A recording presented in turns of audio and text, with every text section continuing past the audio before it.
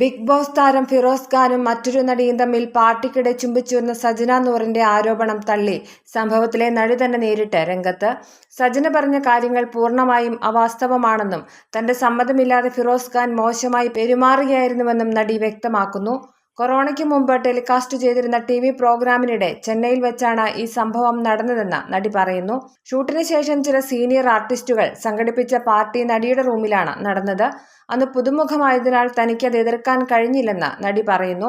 പാർട്ടിയിൽ പങ്കെടുത്തവർ മദ്യവും സിഗരറ്റും ഉപയോഗിച്ചിരുന്നുവെന്നും സിഗരറ്റിനുള്ളിൽ ലഹരി പദാർത്ഥമെന്ന് തോന്നിപ്പിക്കുന്ന കറുത്ത പൊടി നിറച്ച് അവർ വലിച്ചിരുന്നുവെന്നും നടി ആരോപിച്ചു. ബാത്റൂമിനുള്ളിൽ വെച്ച് ഫ്രഞ്ച് കിസ് ചെയ്തുവെന്ന സജനയുടെ വാദം നടി പാടെ നിഷേധിച്ചു. താൻ ബാത്റൂമിനുള്ളിൽ കയറിയിട്ട് പോലുമില്ലെന്നും പുറത്തുനിന്ന് തന്നെ ഫിറോസ് തന്നെ കടന്നുപിടിച്ച് ചുംബിക്കുകയായിരുന്നുവെന്നുമാണ് നടിയുടെ പക്ഷം. സംഭവത്തിന് ശേഷം മാനസികമായി തകർന്ന തനിക്ക് ട്രാൻസ് വ്യക്തികളായ ദീപ്തി കല്യാണിയും ഹരിണിയുമാണ് ഉറങ്ങാൻ മുറി വിട്ടു തന്നതെന്നും നടി പറഞ്ഞു. ഈ സംഭവത്തോടെ സജനയുടെ മറ്റ് ആരോപണങ്ങളുടെ വിശ്വാസ്യതയും സംശയത്തിലാണെന്നും താരം വ്യക്തമാക്കുന്നു. നടിയുടേതായി പ്രചരിക്കുന്ന ഓഡിയോ ക്ലിപ്പിന്റെ പൂർണ്ണരൂപം ഇങ്ങനെയാണ്. ആ സ്ത്രീ ലൈവിൽ പറഞ്ഞ ഒരു വീഡിയോ ഞാൻ യാദൃച്ഛികമായി യൂട്യൂബിൽ കണ്ടതാണ്. വീഡിയോയുടെ അവസാന 10 മിനിറ്റിനുള്ളിൽ അവർ ടെലിവിഷൻ പ്രോഗ്രാമിനെ കുറിച്ച് ഒരു സംഭവം പറഞ്ഞു. കൊറോണയ്ക്ക് മുൻപ് TV-യിൽ ടെലികാസ്റ്റ് ചെയ്തിരുന്ന പരിപാടിയാണ് അത്. ആ സംഭവം പറയുമ്പോൾ അവർ പറഞ്ഞത് കേട്ടപ്പോൾ ആൾ ഞാൻ തന്നെയാണ് എന്നുറപ്പായി. അതുകൊണ്ട് തന്നെ എനിക്ക് എൻ്റെ വേർഷൻ പറയേണ്ട ആവശ്യം തോന്നി. വീഡിയോ കാണുന്നത് വരെ ആ 2 വ്യക്തികളോടും എനിക്ക് വ്യക്തിപരമായി വലിയ താല്പര്യമൊന്നുമില്ലായിരുന്നു. പ്രോഗ്രാം ആരംഭിച്ചപ്പോൾ അവരൊരു കപ്പിൾ എന്ന നിലയിൽ എനിക്ക് ഇഷ്ടമുണ്ടായിരുന്നു. പക്ഷേ ആ സംഭവത്തിന് ശേഷം ഞാൻ അവരെ പൂർണ്ണമായും അവഗണിച്ചു. ഇപ്പോൾ അവർ പറഞ്ഞത് ആ സംഭവം തന്നെ വളച്ചൊടിച്ച രീതിയിലാണ്.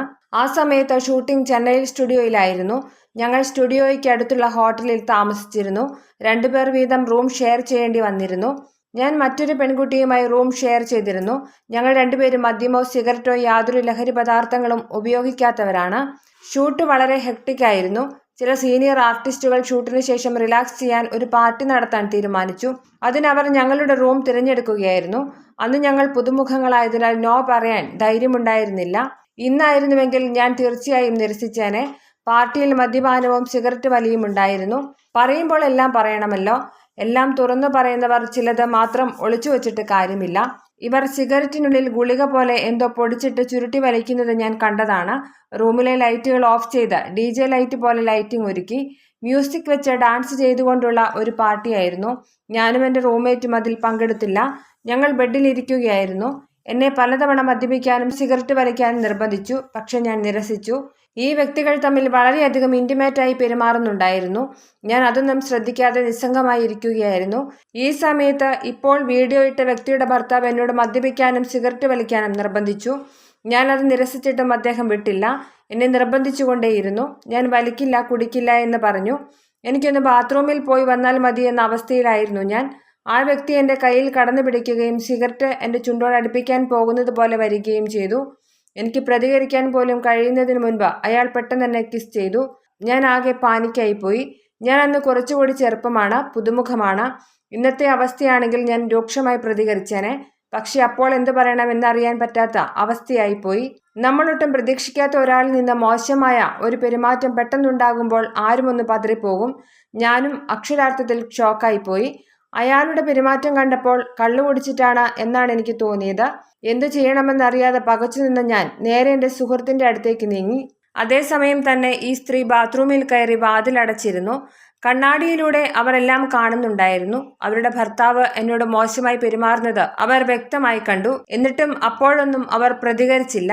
എന്നിട്ടിപ്പോൾ പറയുകയാണ് ബാത്റൂമിനുള്ളിൽ വെച്ച് കെട്ടിപ്പിടിച്ചെന്നും ഫ്രഞ്ച് കിസ് ചെയ്തുവെന്നും.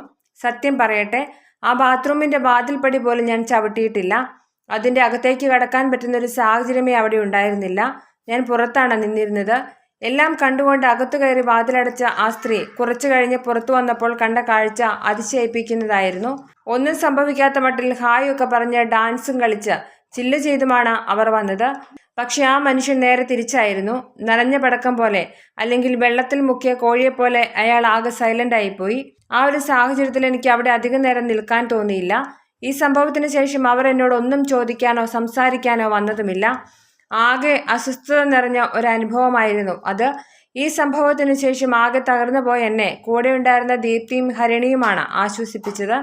അവരുടെ റൂമിന്റെ കീ എനിക്ക് തരികയും ഞങ്ങളോട് അവിടെ പോയി കിടക്കാൻ പറയുകയും ചെയ്തു. ഞാനും എൻ്റെ ഒപ്പമുണ്ടായിരുന്ന കുട്ടിയും ആ റൂമിലേക്ക് പോയി. ഞാൻ അവിടെ പോയി കിടന്ന് കരയുകയായിരുന്നു.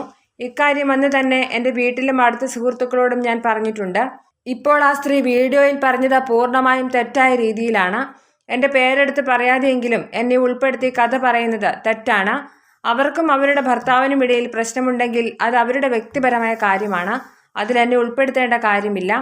ഈ വീഡിയോ വന്നതിന് ശേഷം ഞാൻ ആ സ്ത്രീക്ക് മെസ്സേജ് അയച്ചിട്ടും മറുപടി ലഭിച്ചിട്ടില്ല. ഷോ കോർഡിനേറ്ററോടും ഞാൻ ഈ കാര്യം പറഞ്ഞിട്ടുണ്ട്. കൂടാതെ ആ സമയത്തുണ്ടായിരുന്ന ജിഷിൻ ചേട്ടനും പ്രമോദ് ചേട്ടനും ഞാൻ വിളിച്ചപ്പോൾ പറഞ്ഞത് അവൾക്ക് ഭ്രാന്താണ്, അന്ന് അങ്ങനെയൊന്നും ഉണ്ടായിട്ടില്ലല്ലോ എന്നാണ്. ഈ വിഷയത്തിൽ സാക്ഷികളും തെളിവുകളും എൻ്റെ കൈവശമുണ്ട്. എനിക്ക് ആരെയും കുറ്റപ്പെടുത്താനുള്ള ഉദ്ദേശമില്ല. എന്നാൽ ഞാൻ പങ്കെടുത്തിട്ടില്ലാത്ത ഒരു കാര്യത്തിൽ എന്നെ തെറ്റായി ചിത്രീകരിക്കുന്നത് കൊണ്ടാണ് ഞാനിത് തുറന്നു പറയുന്നത്. അവിടെ പാർട്ടിയിൽ പങ്കെടുത്തവർ അവരുടെ ഇഷ്ടപ്രകാരം എന്ത് ചെയ്താലും അത് അവരുടെ കാര്യമാണ്. പക്ഷെ അതിൽ പങ്കെടുത്തിട്ടില്ലാത്ത ഒരാളെ തെറ്റായി ഉൾപ്പെടുത്തുന്നത് ശരിയല്ല.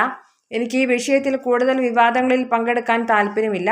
പക്ഷെ എൻ്റെ ഭാഗം സത്യമായി പറയേണ്ടതിനാലാണ് ഞാനിത് തുറന്നു പറഞ്ഞത്.